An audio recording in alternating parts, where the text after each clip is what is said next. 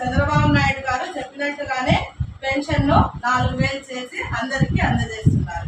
1వ తేదీనే అందరికీ కూడా ఉద్యోగస్తులందరికీ కూడా జీతాలు అందజేస్తున్నారు. ఎన్ని బాధలున్నా ఆర్థిక రంగంలో మనం వెనకబడి ఉన్నా కూడా ఉద్యోగస్తులను బాధ పెట్టకూడదు, వృద్ధాప్యులను బాధ పెట్టకూడదు అని పెన్షన్లు కానీ ఉద్యోగస్తులకు జీతాలు కానీ 1వ తేదీ వచ్చే లోపలే ఇస్తున్నారంట. 1వ తేదీ ఆదివారం అయితే 30-31 ఇచ్చినారు మొన్న కదా పెన్షన్లు అందరికీ. ఎందుకంటే ప్రజల్ని బాధ పెట్టకూడదు, ప్రజలకి అన్ని సౌకర్యాలు కల్పించాలి అనే ఉద్దేశంతో చంద్రబాబు నాయుడు గారు ఎంతో కృషి చేస్తున్నారు అనమాట.